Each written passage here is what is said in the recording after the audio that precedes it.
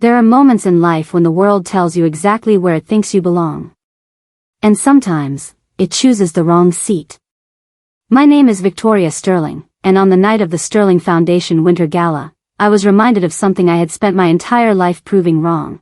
That elegance does not always come dressed in diamonds, and power does not always announce itself when it enters a room. The ballroom of the Grand Marcellus Hotel shimmered like a constellation fallen to earth. Crystal chandeliers floated above marble floors. Velvet curtains framed floor-to-ceiling windows overlooking the city skyline. The air carried the soft hum of a string quartet and the low murmur of wealth speaking to wealth. It was a room built for legacy. And I arrived holding my mother's hand. Eleanor Sterling wore a navy blue dress, simple, carefully pressed, modest. Her silver hair was styled neatly at the nape of her neck. She did not wear designer labels. She did not carry herself like someone who belonged to the elite circles filling the hall. But she walked with quiet dignity. Because years ago, before foundations and board meetings and headlines, she had cleaned rooms in hotels just like this one. And tonight, she was my guest of honor. As we stepped inside, flashes from photographers lit the entrance. Investors nodded politely. Socialites air-kissed. A few recognized me and whispered. Most assumed I was another executive's plus one. That was fine with me. I didn't build Sterling Global for applause. I built it because I was tired of watching my mother apologize for existing in rooms she had every right to stand in. Are you sure I look all right? She asked softly, adjusting the cuff of her sleeve. You look perfect, I told her. You always do.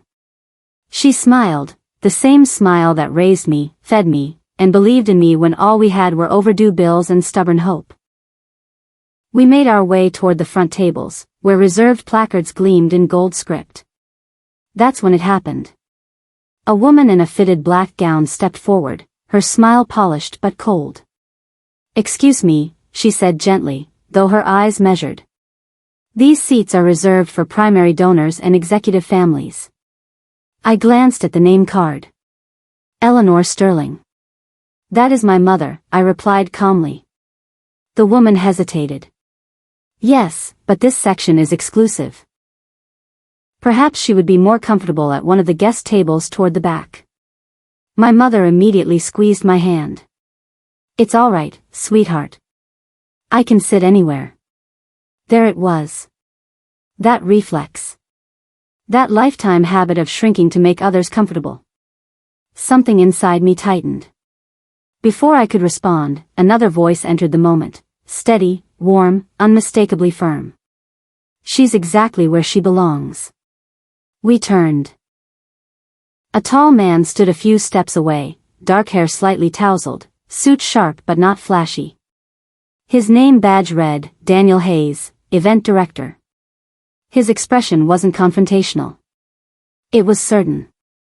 These seats are correct, Daniel continued. If there's confusion, it's on our end. The woman faltered, then stepped aside with an apologetic nod. The tension dissolved, but the impact lingered. Daniel looked at my mother first. Ma'am, we're honored to have you here tonight. Not ma'am in the way people say it to be polite. Ma'am, in the way people say it when they mean respect. My mother's eyes softened. Thank you. Then Daniel looked at me, not impressed, not intimidated. Just present. And for a moment, I felt something unexpected. Relief. Because in a room built on status, he saw dignity first. Please let me know if you need anything, he said. And then he walked away, already managing a staff member's question. I watched him longer than necessary. Not because he defended us. But because he did it without knowing who I was. No calculation. No advantage to gain. Just instinct. We took our seats. Around us, conversations resumed. Glasses clinked. Laughter floated. But I couldn't shake the quiet truth settling in my chest. There are people who treat you well because of your title. And then there are people who treat you well before they know it. I leaned toward my mother. Are you comfortable? She nodded. I am. But you shouldn't worry about me tonight. This is your accomplishment. I looked around the ballroom, at the banners bearing my company's insignia, at the stage where the evening's keynote would soon be introduced. In less than 20 minutes, I would walk onto that stage. Not as a guest. Not as an executive. But as the founder and CEO. The same people who questioned my mother's seat would stand to applaud me. But suddenly, that wasn't the moment I was thinking about. I was thinking about Daniel Hayes. The man who stepped forward without knowing I owned the room. The man who respected my mother when she was simply a woman in a navy dress. Sometimes love doesn't begin with fireworks. Sometimes it begins with someone protecting your dignity when they don't have to. The orchestra's music swelled softly as the lights dimmed slightly in preparation for the opening remarks. I took a slow breath. Tonight would change everything. But not because of the applause that was coming. Because of the man who didn't bow. If this story is touching something in you already, pause for a second.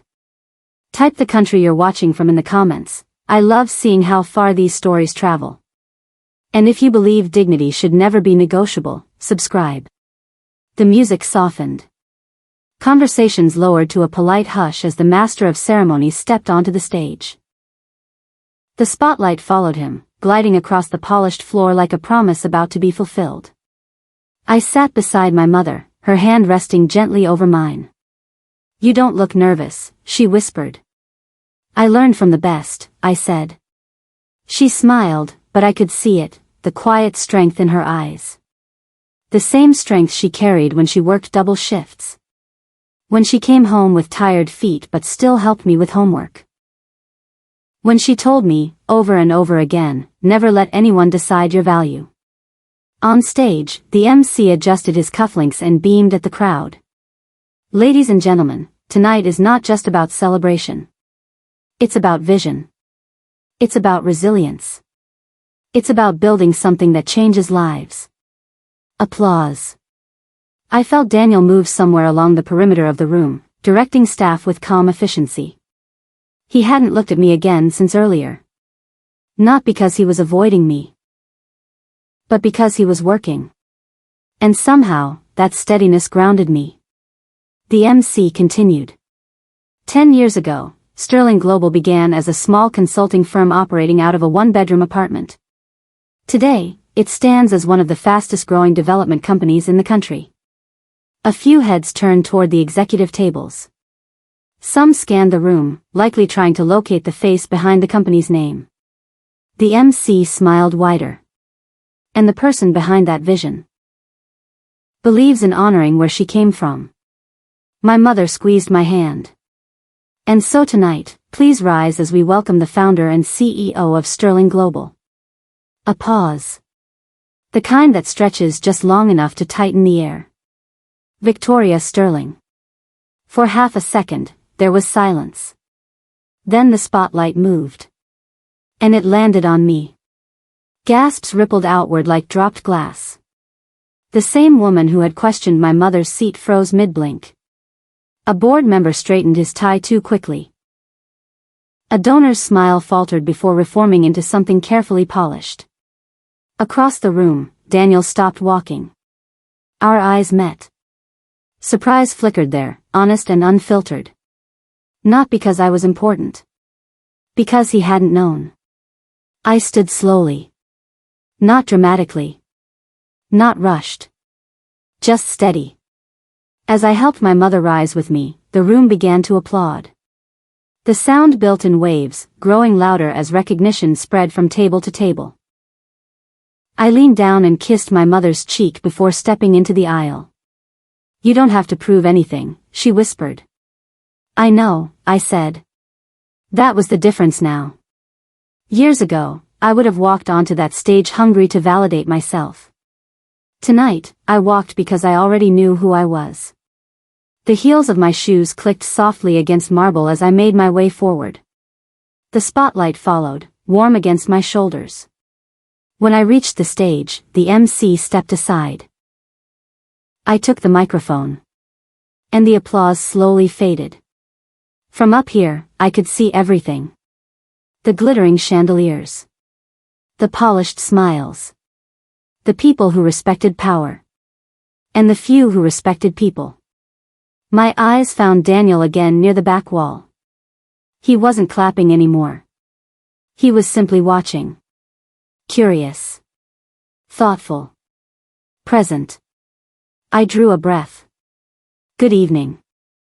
My voice carried easily through the room. Tonight is very special to me. Not because of the numbers you've heard. Not because of expansion or valuation or success metrics. I paused. But because of the woman sitting right there. The spotlight shifted slightly, illuminating my mother at the front table. She looked startled, and then embarrassed, and then proud. She worked in buildings like this for most of her life, I continued. Not attending galas. Not sitting at reserved tables. Working. The room grew still. She cleaned rooms after events like this ended. She replaced towels. She polished glass. She ensured everything sparkled, long after the applause was gone. No one moved. I used to wait in the lobby with my schoolbooks while she finished her shift. And I remember watching people walk past her as if she were invisible. I let that settle. Tonight, she is not invisible. A soft murmur moved through the crowd. I built Sterling Global because I wanted to create something that honored hard work. Dignity. Integrity. And the belief that where you start does not limit where you belong. I glanced briefly toward the woman who had tried to move my mother. She lowered her gaze. Everyone in this room has a story. And everyone deserves respect, whether they arrive through the front entrance or the service elevator. The words were gentle. But they landed. Applause began again, slower this time. More thoughtful. I smiled faintly. And while I am proud of what we've built, the title I value most is not CEO. My eyes softened. It's a daughter. The room stood. Not because they were instructed to. Because they felt it. As the applause rose around me, I searched instinctively for Daniel. He wasn't applauding wildly like the others. He was nodding slightly. As if something had just clicked into place. Not admiration. Understanding. And in that moment, I realized something unexpected. The power of tonight wasn't in revealing who I was. It was in revealing who I had always been. As I stepped away from the microphone and descended the stage, the room buzzed with new energy. People saw me differently now. But I was more interested in one person. Because I needed to know. Did knowing who I was change the way he saw me? Applause is loud. But what comes after it is quieter. More honest. When I stepped down from the stage, people rushed toward me in waves. Board members, investors, journalists, donors who suddenly remembered my name with affection. Brilliant speech. So inspiring. Your story is remarkable. I smiled. I shook hands. I thanked them. But over shoulders and between moving bodies, I searched for one face. Daniel. I found him near the edge of the ballroom, speaking softly to one of the catering managers. Calm. Focused. Professional. As if nothing monumental had just happened. As if the woman who owned the entire evening hadn't just stood 20 feet away. Our eyes met again. This time, he didn't look surprised. He looked measured. I excused myself from a conversation and walked toward him. The closer I got, the more I became aware of the subtle shift in the room. People noticed. They always did when power moved with intention. Mr. Hayes, I said lightly when I reached him. He turned fully toward me. Ms. Sterling. There it was. A wall. Not disrespectful. Not cold. Just careful. You can call me Victoria, I said. He hesitated, just slightly. Congratulations on your speech. That's all I get? I asked softly, half smiling. He studied me for a moment, and I saw the internal adjustment happening behind his eyes. Recalibration. Reframing. I didn't know, he admitted. I know. I treat everyone the same, he continued. That's important in my job. And I appreciate that, I replied. Silence stretched between us. Not uncomfortable, but different. Earlier, when he defended my mother, there had been ease. Now there was awareness. Titles complicate things. My mother approached us slowly, her expression bright. Daniel, she said warmly. I wanted to thank you again. He smiled instantly, and the wall lowered a little. It was nothing. It wasn't, she said gently. You made me feel like I belonged. His expression softened in a way that made something shift inside my chest. I'm glad you're here, he told her sincerely. Not because of me. Because of her. My mother squeezed my arm. I'm going to greet Mrs. Langley. Don't disappear. And just like that, we were alone. The music had changed to something slower now. The energy of the room is more relaxed. People were eating, laughing, and analyzing my speech. I folded my hands lightly in front of me. You seem different, I said quietly. I'm trying not to be, he answered. That caught me off guard. What does that mean? He exhaled slowly. It means that before tonight, you were a guest at my event. Now I know you're the reason it exists. And that changes things?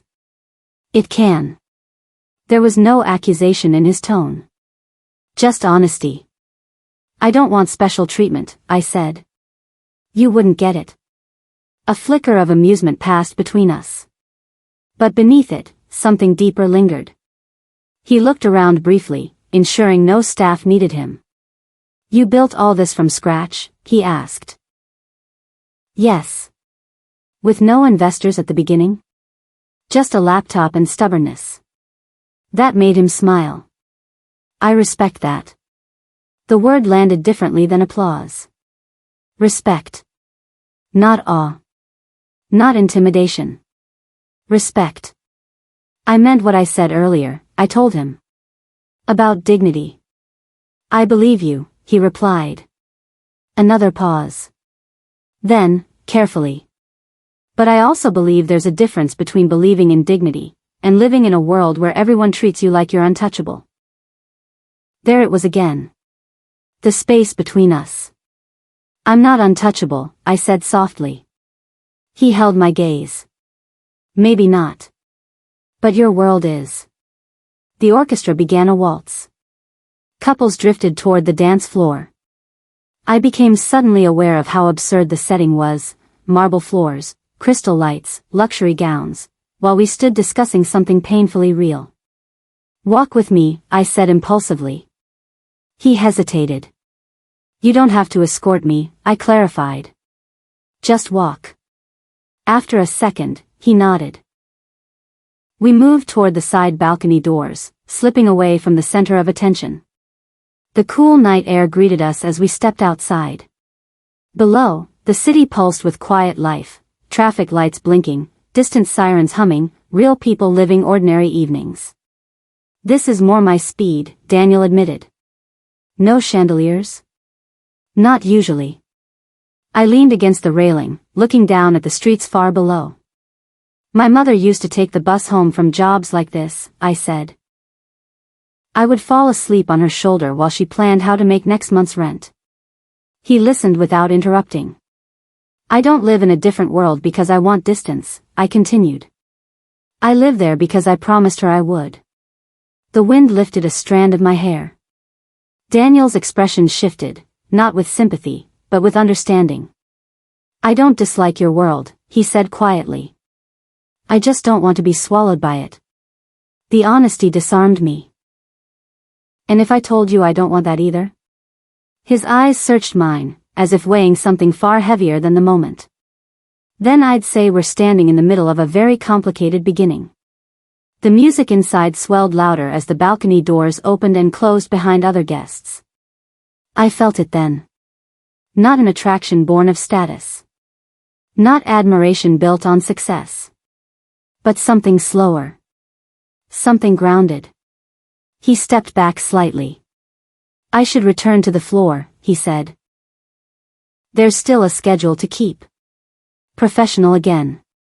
Measured. But not distant. Daniel, I said before he could turn away.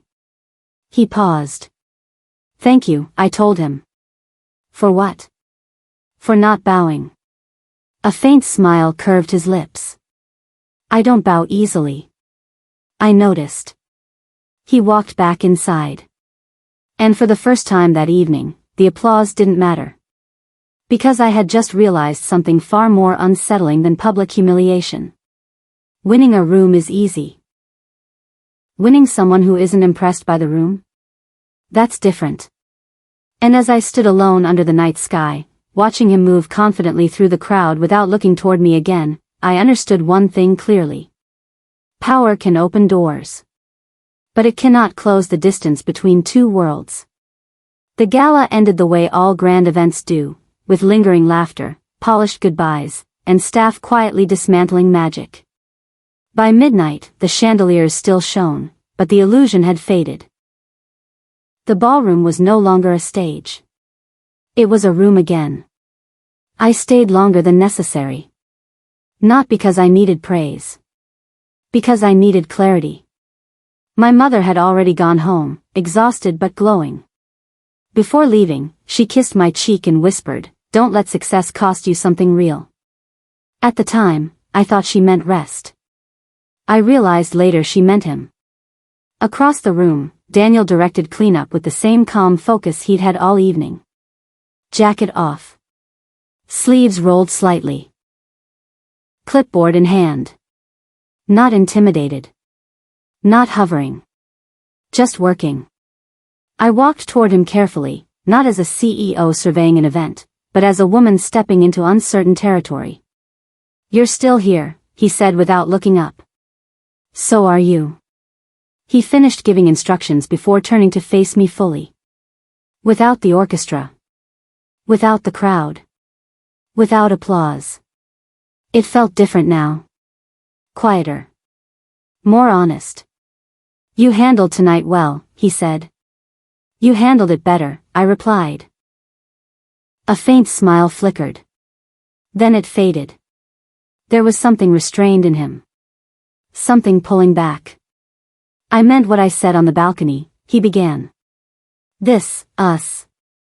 It's complicated." "Because of my title?" I asked.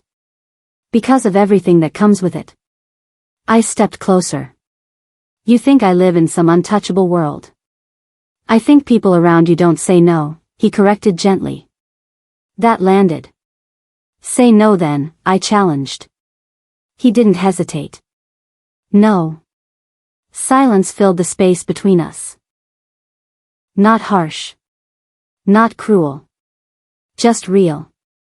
"You don't need someone impressed by you," he continued. "You need someone who can stand next to you without feeling small." "And you feel small?" I asked, my voice softer than I expected. He held my gaze. "I don't want to." That honesty hurt more than rejection would have. Because it wasn't about pride. It was about self-preservation. "You think I'd make you feel that way?" I asked. "I don't know," he admitted. "But I've seen powerful people love with conditions." The words echoed deeper than he knew. Power had shaped my life. Structured it. Protected it. But had it built walls I didn't see? "I don't love with conditions," I said quietly. "You don't know that yet," he replied. For the first time that night, I felt something unfamiliar. Not humiliation. Not anger. Fear. Because he wasn't dazzled. He was cautious. And cautious men don't fall easily. "I grew up watching my mother be overlooked," I said slowly. "I swore I'd never overlook someone who mattered." "I believe that," he said. "Then what's stopping you?" He exhaled and ran a hand through his hair, searching for words that wouldn't wound. You built an empire, Victoria. Your life runs at a different altitude. Altitude doesn't scare me. It should, he said gently. The ballroom lights dimmed slightly as staff shut down sections of the hall. The world was literally closing around us. I won't chase someone who's already halfway out the door, I told him. I'm not halfway out, he replied. Then where are you? He stepped closer now, close enough that the distance felt intentional.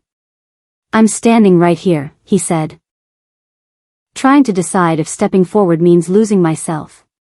That vulnerability changed everything. Because beneath his composure was the same thing I carried beneath mine. Fear of being unseen. He wasn't afraid of my wealth. He was afraid of disappearing inside it. I don't want someone beneath me, I said quietly. I want someone beside me. Those aren't the same thing, he replied. Not in your world. My world is not a throne, I said firmly. It's a responsibility. And that responsibility comes first. I didn't answer immediately. Because he wasn't wrong. Sterling Global demanded everything. Time. Energy. Sacrifice. Had I ever truly made space for something else? He watched the hesitation cross my face. That's what I mean, he said softly. Not accusing. Observing. The truth hovered between us like fragile glass. I don't want to be a chapter in your success story, he continued. I want to be a choice. The words sank deep. Not a trophy. Not a narrative enhancement. A choice. I am choosing you right now, I said. Are you? He asked. The question wasn't dramatic. It was devastatingly simple. Because choosing someone doesn't happen in grand speeches. It happens in consistency. In priority. In time. A staff member approached to confirm final closures. Daniel nodded and gave instructions. When we were alone again, the last chandelier dimmed, leaving only soft wall lighting. I don't need a fairy tale, he said quietly. I need something real. So do I. He searched my face one last time, as if memorizing something he wasn't sure he could afford. Then prove it, he said. And just like that, he stepped back. Not walking away. Not storming off. But creating space. Space for me to decide if love was something I wanted to build. Or something I only admired when it didn't challenge me. As he turned to finish locking the hall, I felt something shift inside me. Success had never intimidated me. Competition had never shaken me. But this was different. Because for the first time, I wasn't fighting to prove my worth. I was fighting to prove my heart.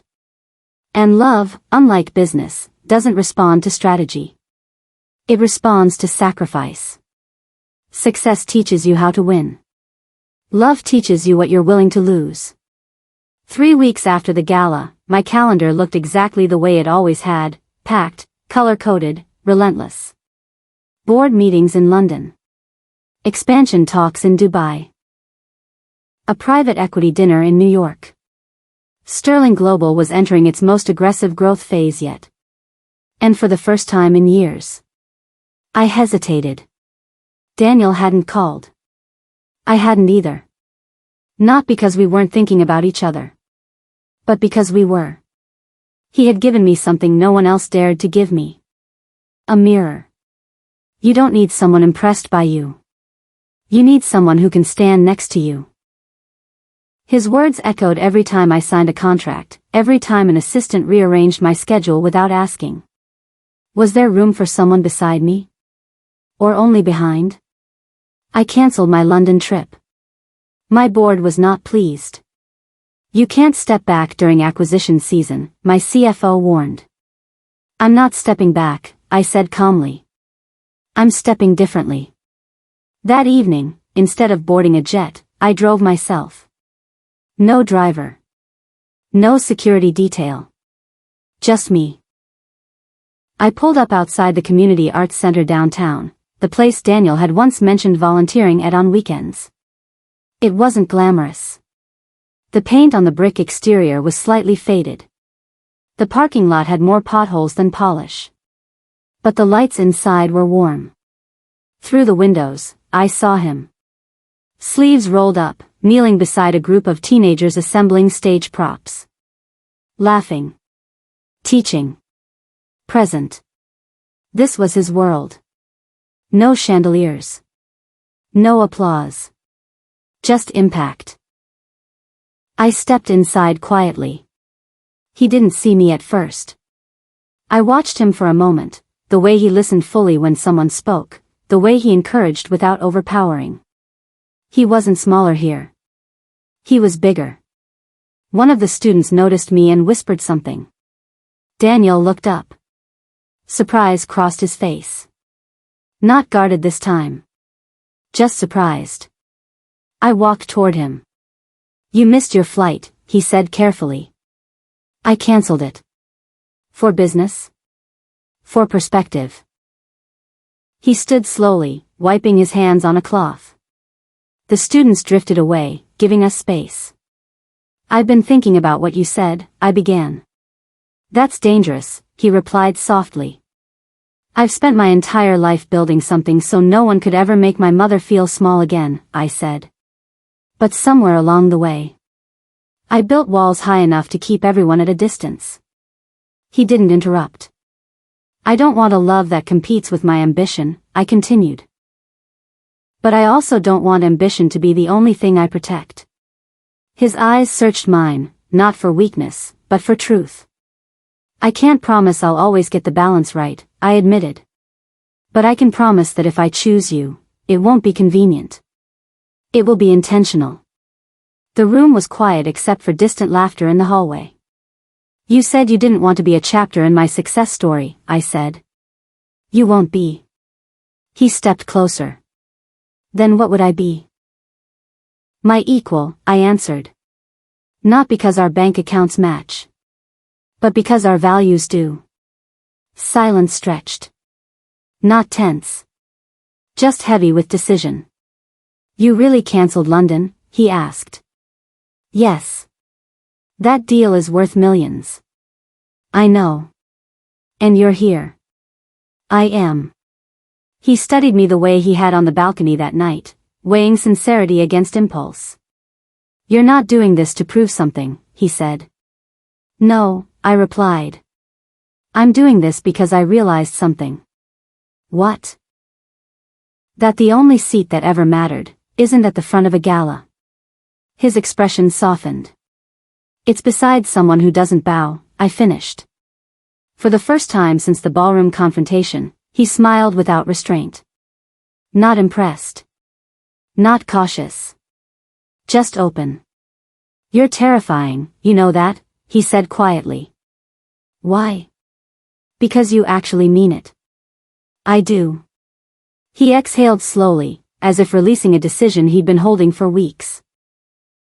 I don't need your world to shrink, he said. I just need space in it. You have it, I said. He reached for my hand. Not dramatically. Not possessively. Simply. And in that moment, something shifted. Not fireworks. Not applause. Peace. We walked outside together into the cool night air. The city buzzed around us, ordinary, alive. I'm not impressed by your company, he said as we stood beneath a streetlight.